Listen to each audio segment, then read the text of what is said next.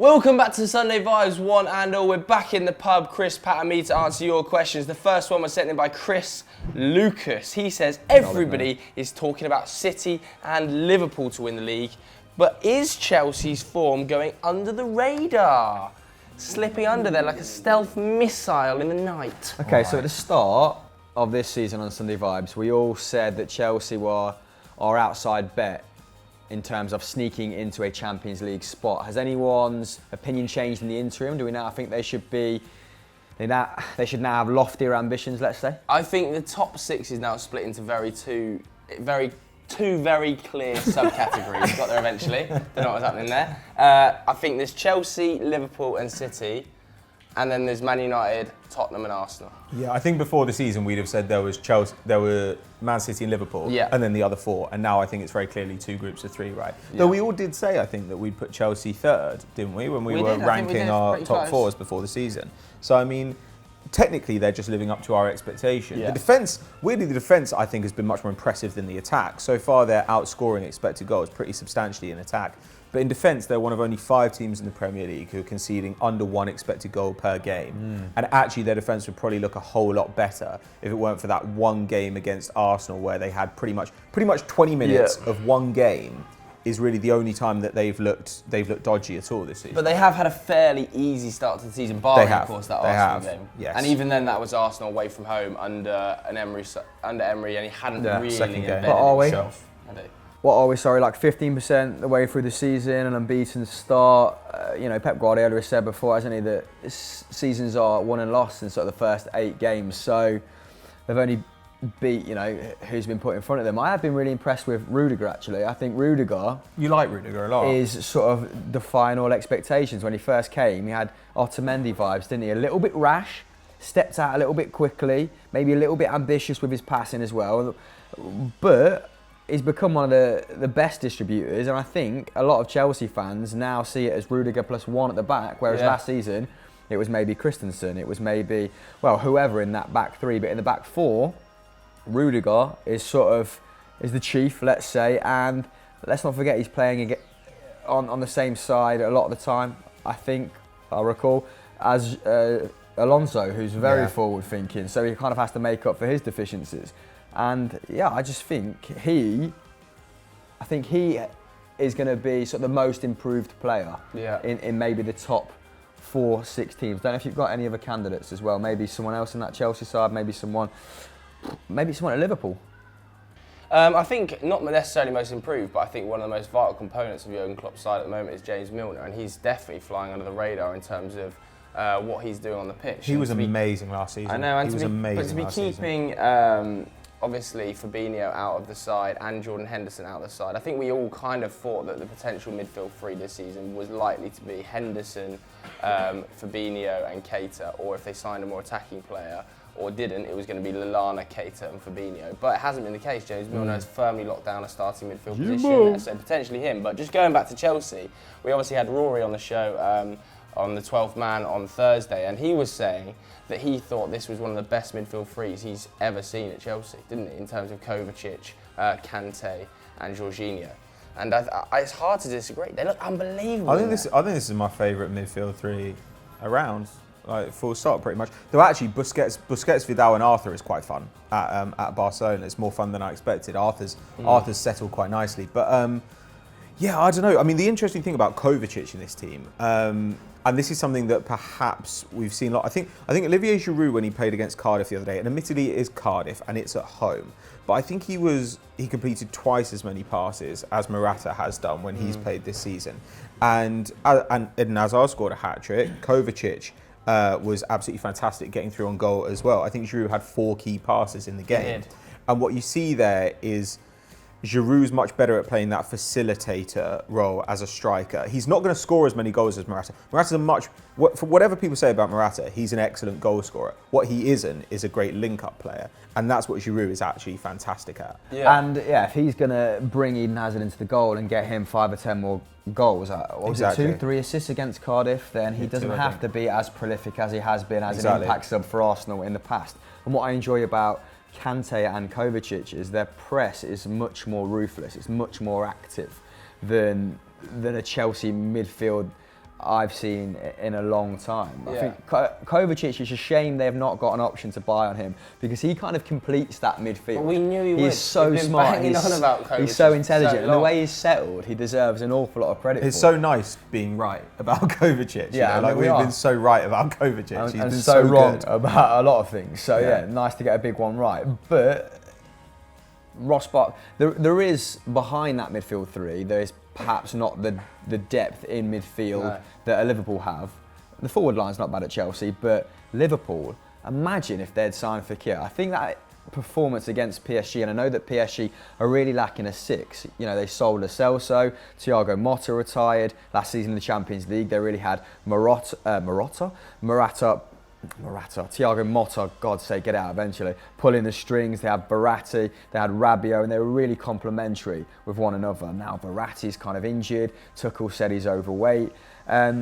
But it was really interesting to see Liverpool's midfield three destroy them. And I kept thinking after the game, imagine if this Liverpool side had Fekir, would he even be starting? And have Liverpool got the strongest squad in the Premier League, stronger than Manchester City's? And the fact that it isn't easy to answer is a compliment to their recruitment process. I don't know. I think Liverpool's squad is a. I actually think it's a fair distance off City. So do I actually. I think Certainly in attack. Man, the attack is 100%. quite weak. I think in attack, you look at the depth they've got in wide areas is ridiculous. Having Gabriel Jesus and Aguero as your two strikers as well is a frightening prospect. At the back, they've got four really top-class central defenders now in Laporte, John Stones, Otamendi and Vincent Kompany. Then they've got really good fullbacks too in Benjamin Mendy, and clearly Fabian Delph did an adequate enough job for them not to have to sign a fullback there.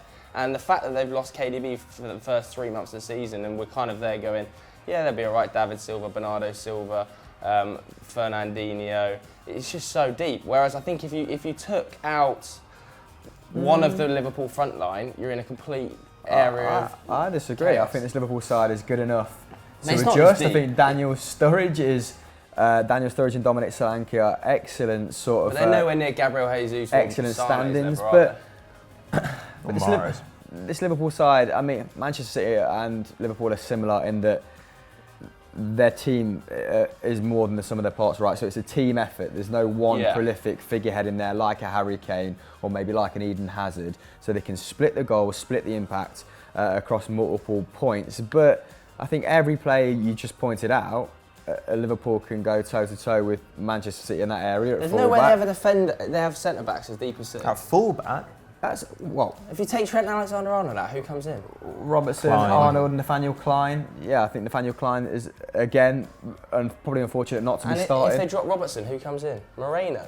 Oh, but I mean, okay, at left back, maybe a little bit weak. It's the same way if Dejan you drop Lovren's Van Dijk and you have a centre. Dejan Lovren's not a bad option option at centre back, is he? Dejan Lovren and Gomez at centre half. No, I think Van Dijk's probably the only Liverpool can see defender who that gets in City's team. that their defensive depth is perhaps not as strong, but Vincent Kompany, okay, if he picks up an injury, then that becomes another 15-20 game season. Like, he's not. Last season was I the think that's first all they time in a want while from him, he's though. played over 25 I games. think- Fernandinho is aging out rapidly. I think Yeah, all they central want. midfield is where Liverpool Defensive have more midfield, depth. I think I agree, but I think Vincent Kompany, they only want 15-25. I think for me, the starting centre-back pairing at City is Stones and Laporte. And you'd also rather get 15 or 20 games out of Company than Ragnar Klavan.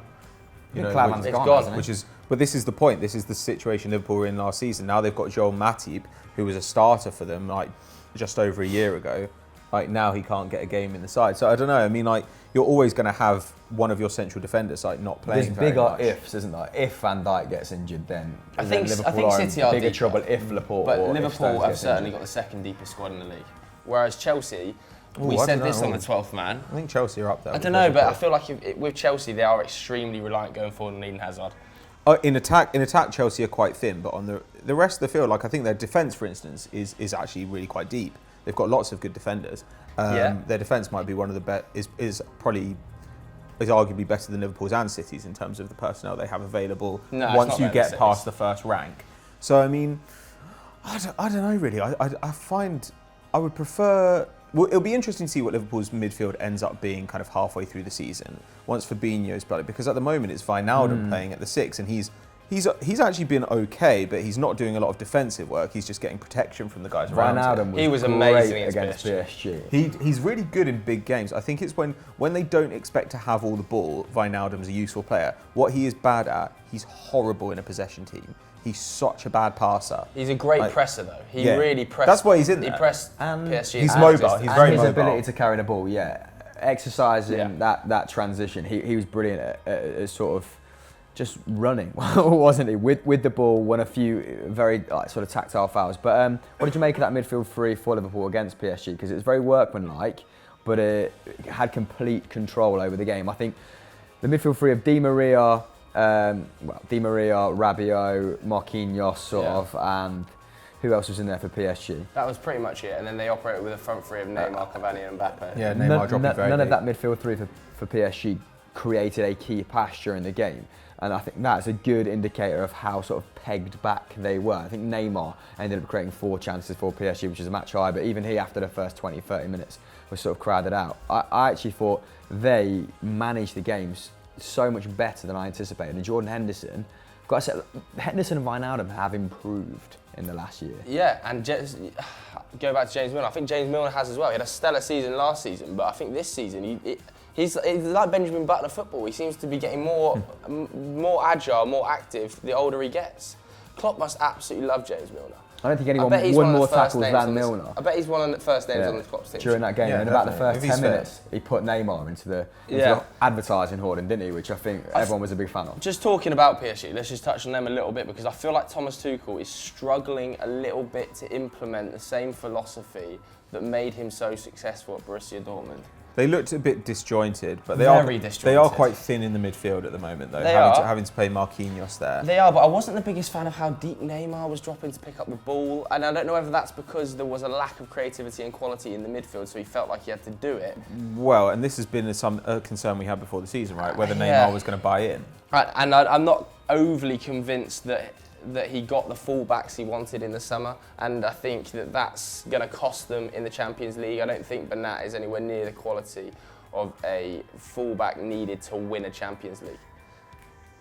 I think they're further off winning the Champions League this year than they were last year. I do as well. I think they've gone backwards. They've actually gone backwards. And it might be a case of, taking one step backwards to go 2 steps forwards in the Tuchel, and it's going to take a little while to adjust to his system. But he's only signed a 2-year contract. Puts a lot of pressure on him next year, doesn't it? And is Neymar going to push for a move to Real Madrid next year if they don't win a European trophy, or if he doesn't win an individual trophy next season? Maybe. Probably. Yeah, I feel like the talent in that side doesn't align with the vision of Thomas Tuchel. It's almost like it's the same with Jurgen Klopp.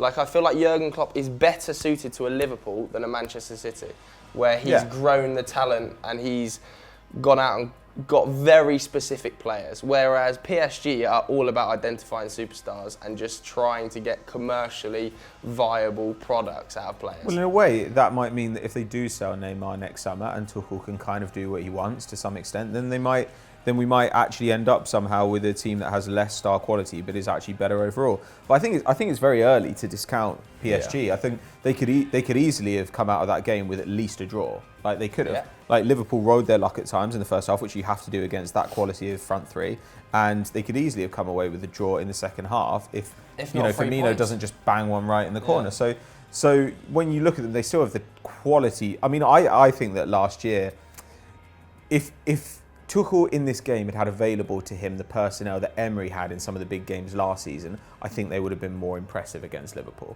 I thought that actually, given the talent they had at their disposal, it wasn't that bad a result. And I think you brought Tuchel in because Tuchel's probably going to be better at tactical matchups in the big games. They need that controller, don't they? And that's why they went in so big for Fabinho. I think put that in place and it solves a lot of the problems. And there was that game against Bayern away from home last season through Emery, where they kind of lost 3-1. It was a little bit flat.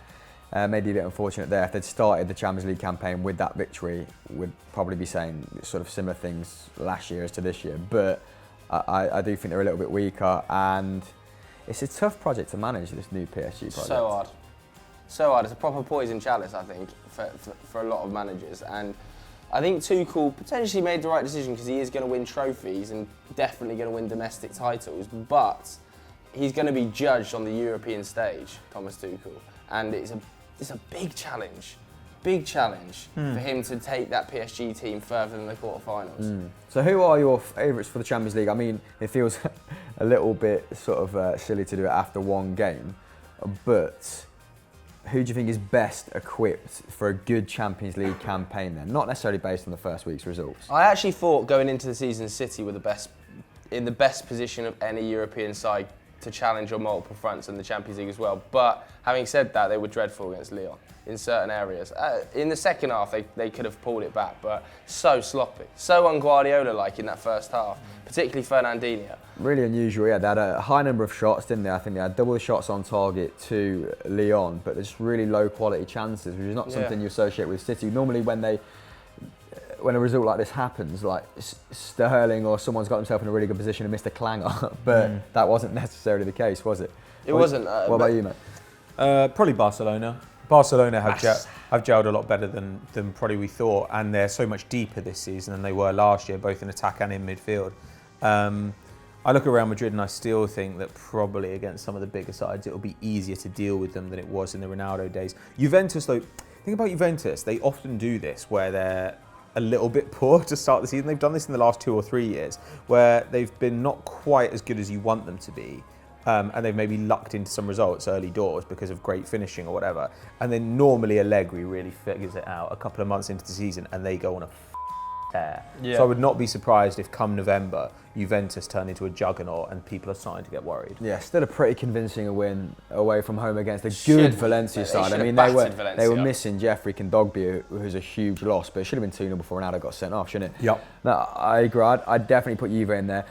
So what has changed for you when it comes to Barca? Because you were a little bit critical towards the tail end of last season, the start of this season, about their recruitment. So what has changed now? Is it an adaptation, that move to the more Barcelona way, I guess? Because he actually has set up 4-3-3 this campaign as opposed to that safer 4-4-2 that we saw from Valverde last year. Well, he's got the personnel to do it this year, which he didn't really last year. Well, I think Vidal coming in was one of the moves What's that his starting three? Because I haven't watched kind of Barcelona convinced this me. season. What, up front? What's his starting midfield three? Well, normally it's been Arthur's played a lot and then Busquets and So Vidal. where's Coutinho playing? No, Coutinho's been playing as well. The thing is, they're kind of mixing and matching now, which they have the freedom to do, which they didn't really last season.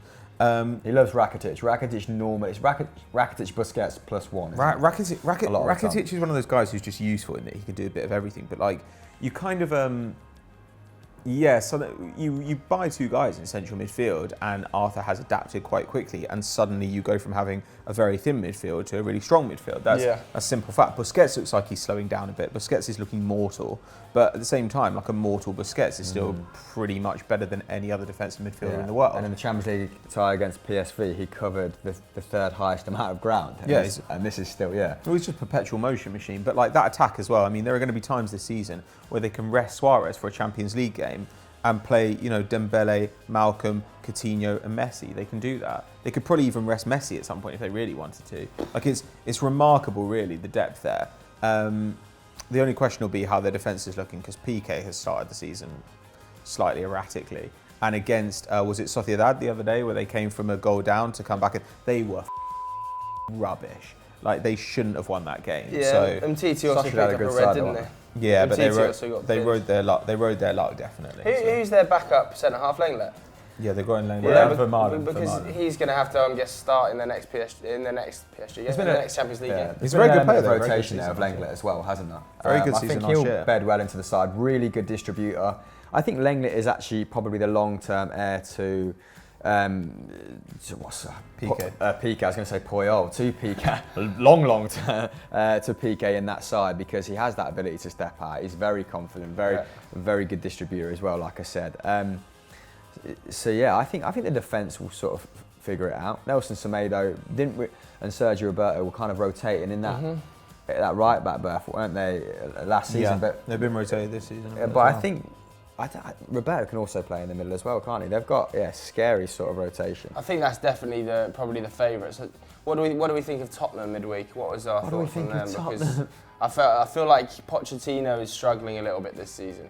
He seems to have not lost a little bit. Seeing a different side to him, aren't we? Tactical identity, but we're definitely seeing a different side to Pochettino. He's coming under serious pressure, and I think that, I don't know, there's just something seems to have changed in Pochettino's demeanour at Tottenham. Yeah, he wants to say in his press conferences, like, I've signed no one, like, expectations should be lower. Yeah, like, but he can't. And I'm spitting with Daniel Levy. I mean, there was a really telling press conference that he did, I think, post-Liverpool or post-Watford, and he was just like, we are not going to compete for any title in any competition this season. And then he kind of like was a long old pause, and then he was like, if we play like we did against Liverpool and Watford. But I think it's just telling that he just doesn't believe he can challenge for titles with the investment and recruitment he had in the summer. I mean, the midfield's rank. The thing I like about Pochettino, though, is when you see a problem with Spurs, in the next game you tend to see him doing something to try and fix it, even if they've got the result they wanted. So after Man United, he actually switched around his back line to try and shore things up because they were so bad defensively in that game. And actually they were better defensively against Watford. The irony is they just got done by a couple of headers. So I mean, but they managed to limit Watford to fewer chances. So I mean, then they went into Liverpool and got pounded into non-existence the same way. There's the part of me where I just think I think he made weird decisions in that game, and I think he needs to think about dropping Trippier. But I don't know. I wonder if there was a way for them not to get pounded in that game. To be honest with you, Liverpool. I'm pretty sure he did drop Trippier for the trip to the San Siro. Aurier started that game, I think, at right back. Yeah. And they played really well. They're for pretty 75 dominant. minutes. Yeah, well, that's the thing. And then they had the Juventus moment that happened to him last season, where they just capitulate in 10 minutes. Did they play with, this is narrative stuff as well. Did they play with a 4 against Liverpool? They played with a 4 against Liverpool. I remember seeing Alderweireld and Vertonghen. And Vertonghen just in isolation, a lot throughout that game with Liverpool's front three. That's quite weird to see them. I don't understand. Really thankless I'm not the biggest fan of Tottenham when they don't play a 3. When they play the 2 and those fullbacks are extremely advanced, with Eric Dyer sat in front of them, I feel like you can really get at that back 2. It's not the most athletic back 2. Well, but also the fullbacks are not athletic. That's what I mean about Trippier. Like we've seen this. The StatsBomb published an article on this about how defensively they've been a problem, and it's almost always come down that right-hand side when Trippier's been playing. He's a really good attacking fullback, but in order to do that, he has to get high up the field, and that means he's a horrible defensive fullback because he just doesn't have the recovery pace. Yeah. So when they had Kyle Walker, it was fine. Aurier is error-prone, but at least he's got the athleticism to get back into the position. And the real worry is that if they don't maybe commit full-time to the 3 at the back, they are going to start getting overrun. Like their expected goals for and expected goals against started like this, and now they're like that. That's really worrying. And also, the midfield that they're currently deploying in Moussa Dembele, Eric Dyer, and Christian Eriksen, I think, started against Inter, right? Or they also have deployed at times Moussa Dembele, Harry Winks, and Eric Dyer. It's just not good enough. Moussa Dembele really looks a shadow of his former self. I don't really know what Eric Dyer is, because James, he's a combative. He's not a deep lying playmaker, is he? He's a shambles. He's in there to shield that back 3 or back 4. Well, he drops into the defence as well, doesn't he? Like against Liverpool, he dropped in and made it a back 3. He can become the or back. To the right. He drops to the right sometimes. But I don't think he is necessarily good enough at that, or a player to be in a top 4 club, and he's sort of responsible for holding the midfield together at current. It doesn't work. And it's not boding well, is it? No, not at all. And it's compounded, I think. All of these problems we've talked about is compounded by Harry Kane's kind of fall off in form and his, I don't know, I don't want to say his jadedness, but he just doesn't look like he's the player he was. I think that was the first time against Inter Milan that he's failed to have a shot on goal in any way in over a year. But this is the thing about Spurs, man. I think Spurs, the problem for them is that when they haven't been great this season, they've been immediately punished. Whereas often you can be not great and you kind of get away with it. So Man United were not great against Watford and got away with it. They were not great against Young Boys and got away with it.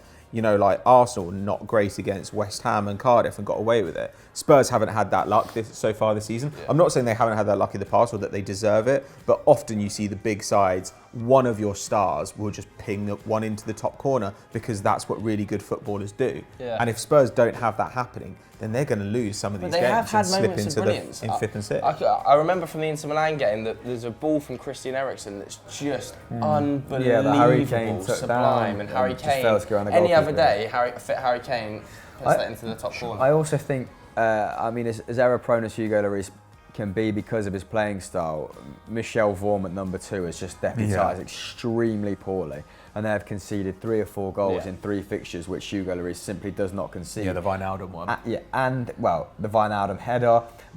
There was a save he made against Inter Milan as well. He flaps it back centrally. Extremely suspect, puts it back in such a problematic area. So him not being in that side, also sort of, because he's a sweeper keeper and he has a decent amount of pace. That also makes up for Alderweireld and Vertonghen's kind of lack of genuine pace sometimes. But you're 100% right, because in the game against Young Boys and in the game against Watford, David De Gea makes 3 unbelievable saves that effectively keep United in the game. Against Watford, it was Troy Deeney in the first 10 minutes. Kabasele's header as well at the end. And the header at the very end. And then yesterday at Young Boys at 0-0 made a really important save. And those 3 goals, obviously he's the best goalkeeper in the world, so you're kind of expecting him to make that. You're not expecting Michel Vorm to make that. But are the difference between Tottenham being on a 3-game losing streak and probably winning 2 of those games, or at least getting points out of 2 of those games? I think Kabasele, just go back to that Watford game, could perform at a top club. I think someone might come in for him sooner or later. I think he's someone who's a little bit underrated in the Premier League. Yeah? Yeah, I don't know, it's just going off at a tangent, but I've watched like the last 2 Watford games and I just thought this guy is impressive. Yeah, Watford looked pretty decent this season, but I feel like the form under Gracia is going to tail off pretty horrifically over the next 2 months. I think they'll be okay. I don't think they're going to be at this level, but I think, they'll be a pretty solid mid-table side and they won't be troubled by relegation, which is pretty much the most you can hope for. And it's not what we thought at the start of the season. Absolutely not. So, in going back to the question, just to wrap this up, but what are we going for in terms of, is it the best Midfield 3. No, I think it was Chelsea. Is Chelsea's form going under the radar? It's under the radar. It's not under the radar because they're top. It's not now because people are talking about them as title challengers, which I don't think they are. So has anyone a change where they think Chelsea are going to finish? I think they'll still finish, for me, 3rd, and I don't think they're quite titled contenders because of the Europa League. As much as you can rest players, you can rotate players still travel. Eden Hazard is still travelling to the arse end of Russia on a Thursday. Is he? Does he have to travel? He will not be rested from the squad They've got Ampadu, they've got a lot of young players who can deputise in those games. But he'll still travel. You don't take your best player, your captain. You don't leave him out. Maybe. All right. I think they'll probably still finish 3rd or 4th. Yeah, 3rd. Not really putting myself out there, to be honest. Yeah, but what do you think about Chelsea's form at the start of the season, and have they been going under the radar? Probably not, but let us know in the comments below, innit? Moving on to quick fire questions now, and Dr. Ngolo says, who will be the next team to achieve the treble in the Premier League? It'll never happen again. Yes, it will. No, it won't. No squad is deep enough to win the treble. Why not? In English football. Just because I thought I'm going to answer this question in dramatic fashion because it's pretty dry and I needed to generate conversation somehow. I think City have got a deep enough squad to win the Champions League and the Premier League and the FA Cup. So therefore, treble. The FA Cup is well done, numbers. Yeah, but the FA Cup as opposed to the League Cup. But it has to be under Pep. They're not. They've got literally a finite time to do it until Pep leaves. And if they can't do it under Pep, they're not going to do it under anyone. When Arteta takes over, their only hope to win the treble will be the Europa League, the League, and the Community Shield, Cup, and the FA Cup, and the Community Shield. Yeah, the Mickey Mouse. I actually think it's possible under Pep Guardiola though. Yeah, I mean, like if they bought like 2 central midfielders this summer, I would have been up for it this year. I'd have been like that's possible. Yeah. If they got Fred and Jorginho. If they'd got Jorginho over the line, imagine how good that City team would be. It would be outrageous. It would be. I can't even bear to think about. It actually makes my plums tingle. Imagine if they'd have got Jorginho. Or Thiago. They could have gone and got Thiago out of Bayern. And he'd have been perfect. He's already played under Pep. He's an amazing player. Yeah, I don't know. It is a question of depth, isn't it, really? All depth. But think about it. If like 3 or 4 kids come out of their academy and just turn into excellent players, then... Not going to happen. That's happening now. Foden, Diaz, Brandon Barker, Alex Garcia. Well, who knows? Maybe they will. Like, we don't really know what the situation is. Diaz but, like, wants to leave. They've got to replace Fernandinho somehow. So, I don't know. If one team's going to do it, if any team is going to do it, it's going to be Man City. And if they retain Jadon Sancho. But yeah, going back to what you just said. Imagine if they Jadon Sancho. Klopp will get to 3 finals and lose them all. Labrador. Hopefully. The next one was sent in by Brandon Ginascoli. He says, will Ruben Neves leave Wolves next season? If so, where will he go and for how much? Ooh. I think he is going to leave Wolves. I think he might leave in January to No. Manchester City for £45 million. He'd be way more than £45 million. He just signed a new 5-year contract. What do you know? I reckon he might have will a buyout, cost though. so much money. At the same time, though, if he wants to go, Mendes is going to get him out of there. feel like Mendes is going to come in there with a helicopter. That's and exactly the airlift him sort of out. move that Mendes brought him in Yeah. to facilitate. I think Mendes would have said to Wolves, like, listen, if a decent fee comes in for any of my clients, they're off. All right, out of the Black Country. You're probably right. And that's what Wolves' attitude should be. It's like we're going to get players who are frankly way above our level, but we will get 1 or 2 seasons out of them, and then they'll move on. And that's just it's basically like teach first. Like you know, Southampton where they're like on- we wouldn't get you otherwise, but we're going to get you for 2 or 3 Teach years. first. And that's better than nothing. Like Where would he Southampton on Viagra. I would like Yeah. to see him at Tottenham Hotspur playing the same role that Eric Dyer is currently sat in, festering in. That'd be lovely. It's a total waste of time having him in there, I'm- and replacing him with Ruben Neves would be It glorious. feels extremely City though. He does feel Does. extremely Stinks City. of Just City, doesn't he? the fact that he averages 80 plus passes a game, the fact that he's a deep line playmaker who still has as many shots as Paul Pogba, who still creates as many chances as Leroy Sane. Like, he's tailor-made for City, but he would be much more useful at Tottenham. I think that's a good shout. Yeah, and don't write off. I reckon he could end up at like a Juventus or a big European club as well. Yeah, if anyone's looking for a sitting 6, like a passing number 6, PSG. then like, Replacement you know, for Busquets. Yeah, or one day a Pjanic replacement, or PSG. Like PSG was supposedly interested in Weigl. So he's not a dissimilar profile to Weigl. Oh God, PSG would be outrageous for Ruben Neves. Desperately need a 6. Marquinhos. How much do we think he would cost them? Maybe even Real Madrid as Toni Kroos ages out. He was quoted this summer, like Manchester City were kind of interested in the summer for 50 mil, weren't they?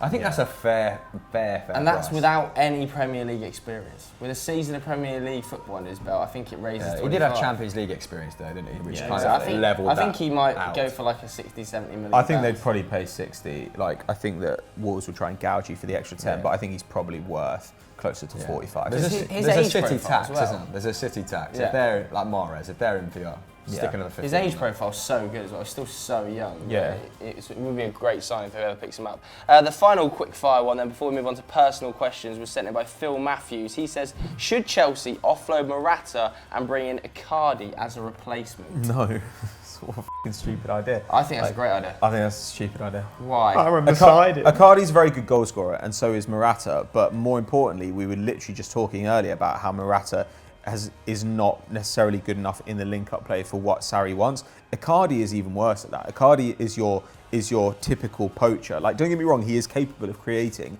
but generally speaking, his role in the side is not to be involved in build-up, not to play a lot of passes, That's my only not to get a lot of reservation. touches. I actually kind of agree with both But if of you're you. gonna have Morata in the team, you may as well have Icardi. No, but I mean, if What? if Sarri's way of getting, say, Eden Hazard more goals, or if his front six have to be a little bit more fluid, don't they, than maybe the Spalletti's Inter. I think before he scored against Tottenham, he'd had 15 touches at Cardiff. Yeah. And that kind of goes back to the point Pat's making in that he can be anonymous for large parts of the game, whereas there's no room to hide or to be inactive in a Sarri system. But then they have to Especially replace. across that If front that's three. going to be the case, then they have to replace Giroud. Yeah, no, With a I agree. superior I agree Giroud. with that. I think that's a reasonable argument. I don't think it should be Icardi. The perfect striker for a sort of Sarri system at Chelsea is going to be somebody like Cavani or Kane. Firmino would be the. I don't know. I think you need a bit more of a goal scorer than that. But I think Cavani would actually be the perfect profile if he were younger. That guy who's capable of scoring, who's also very selfless, who can run the channels, who can still get good scoring numbers from wide, who can interchange, like who's amazing in the air. Cavani is all those things. It's just that he's a bit too old now. But what do you guys at home think? Should Chelsea replace Morata with Mauro Icardi? You can vote in the poll up there to decide. Moving on to personal questions now. The first one was sent in by @Maddie_CHH, and they say, if you had to work for an intelligence agency, which one would you work for, and what would your role be? Intelligence. Now, before we start this, There's no I in Team Pato America. was actually recruited by an intelligence agency. You can just like sit the kind of like different. It's like applying to the civil service, Yeah. where you have to sit different rounds of recruitment. And I was interested in. Ethan cunt over it. It's been thinking that since the beginning. Yeah, I don't know. There are language expert roles which are really fun, like where they can they train you up and then you obviously I think you talk to people who are in the field, like you basically run operations. I So, think. were you applying for MI5 or MI6? I wasn't applying for anything, but that was MI6. Like Well, that's foreign, isn't it? MI5 is domestic. Yeah, ML5 is domestic. But I don't know, like this sounds like something you'd have been interested in. Oh, I was like, desperate to be in it. Why just apply for it, mate? It's never too late. Nah, I just don't think I'm cut out for it. Is this pre or post Jason Bourne? Anymore. Nah, this is when I was at university. When I was at university, I thought I would bang up for joining the military intelligence, but I just don't think it's right for me anymore. I mean, a large part of it is keeping dumb, which you're not very good at. Not very good at. I don't know. I've got you down as more of a KGB man, Hammer. Oh yeah. Yeah, just under Putin's control. Like double Sell principles agent. to the highest Go bidder. and stick some Novichok in his drink, would you? Absolute mercenary. Yeah. Chock and egg. I would potentially go for. God. Oh, I don't know. I mean, what is the drugs one in America? The DEA. Yeah. The DEA. I mean, just off the back of Narcos. Just because you love coke. Just because I love. That's would- not going to come back to haunt me in the slightest. That little soundbite. I'd go CIA. Really? Yeah, man, they just seem imperious. Imperious. What the? They always come over and take, like, when they take over FBI investigations. Yeah, in they every just film, like move out the way, lad. You want to be that guy Yeah. who's like, I want to be in a suit and known as Dr. Fuck off. Smith, Agent Smith. Interpol would let you travel. That'd be good. Nah, wouldn't it? boring. A bit of travel. Interpol is. That's all paperwork. Interpol. Oh, what? But the CIA? That's just you, just like shooting. Yeah, exactly. CIA Perfect. undercover operations. Right, well, great. In the Middle East or something. I'm whereas- glad we resolved that. You two can kill each other in a sort of Yeah. Cold War standoff. And you can just be there feeding Dutch into some idiot's ear. Yep. KGB. I Yeah. mean, I get on those lovely hats, wouldn't I? You would, but you would have to. Yeah, suck those Putin are off standard first. Would it fit my head though? Yeah, Definitely they got- wouldn't fit yeah, Jalab's. they got massive Big heads, Swede. Russians. Big Swede. Jalab would definitely be Mossad. Mossad. No, he wouldn't. Why not? It'd be Because he's sniper. Nigerian. Oh yeah. What about the special boat service? Those boys are unreal. Yeah. Crazy. Or Great. SAS. That's not an intelligence agency though. No, it's We're not. already all too old for, a special for the forces SAS, unit. aren't we? I think you kind of have to apply really early doors. There are I don't know. there are special forces you can join now though. Like, My cousin- you'd still be eligible. My cousin failed the SAS training twice, but then both my uncles were in the SBS. But he just failed it. It's hard. Well, it's proper hard, man. probably should have kept that still. Yeah. Yeah, shouldn't have Maybe said that, really. maybe you'll get kidnapped now. Yeah, bleep that maybe. The next question was sent in by Jake Quazi. He says, if you got caught in a pub fight, you can pick one member of FD/EFD Ooh. to help you. Who's the lucky? So you can either look at this, who's going to go all guns blazing, or who could talk the situation down. Or who do you want to see get filled in? What? Because of something you've done as well. Yeah, exactly. Yes. Wow. My selection is Dave Jackson. Definitely knows how to handle himself in a Maniac. pub fight. Tenacious. Yeah, no, just knows how to. He's like he knows a, his way around a pub like a fight. honey badger. Yeah, Straight for the he's bollocks. been there a lot of times. He's not a bad shout actually. It's between him and FDFC's finest Milad Mogadam. Yeah, I but feel like small reach. Milad is so powerful. He is as well strong, in but fight. he's also got a small reach. I feel like someone He's put got a hand small on his reach, massive But head. he also does jiu-jitsu. He's also Yeah, very he strong, could take it to ground. and he would definitely kill you. He'd kill a human. Kill a human. He'd pull your arm clean out his socket. Who are you He's, going to he's go a for? violent little man. I don't know. I'm just trying to think about who'd be funniest. Well, funniest would be Mikey. Michael McCubbin. Yeah. Michael McCubbin would be excellent, but he could go pure crackhead mental. I maintain this. If he's taken the wrong combo that day, McCubbin is just going to smash a mirror, pull out a shard, and just. If go McCubbin's at speed people. especially if it's hashtag Jacko. Finds McLovin, but the wardrobe comes right through the back of him there, and Mr. Bean is not impressed. I think he just kicked at him. Fair play. Oh, He doesn't- yeah, he him doesn't and stand a hashtag chance. Jacko have serious beef. He would quite- choke him out with a fucking bag of peanuts. It'd be quite fun to see Dorman just get punched in the face. Yeah, you know, I would love to throw in the Dorman. fight, I just accidentally swing one at Dorman. Oh, whoops, sorry, mate. Sorry, Peter. Sorry. Oh, man. Dorman, someone just Fill in. taking his highlights Yeah. clean off. What about Olivia? Olivia just pulls Well, out pepper spray and just does everyone. Mace. Who are you going to go for then, Hammer? I'm not sure. What have you gone for, Mikey? I've gone for Is Dave. that your answer? You'll He's probably gone go. for He's Mikey. going to go for somebody he fancies the most. So Sam or Sav. Sam. Oh, Obaseki. Good shout. I don't think so. Obaseki No, is you pretty break his pissed. glasses. You break his glasses there, and he'd be like, oh, Mate, if you saw him on the Sad. football field, there's absolutely zero fear, to be fair to him. I don't know. Yeah, that makes me think he might make it worse without resolving it. Okay, so if we're going negotiator, then Kieran yeah, I can't imagine anyone really wanting to hit Kieran. No. He's got quite a Wayno. a vulnerable face. Andy Serkis vibes. I don't know. Wayno's got sad eyes, which might make someone be like, you know what, leave it. He's all right. He's got a wife and kids. God. I'd have.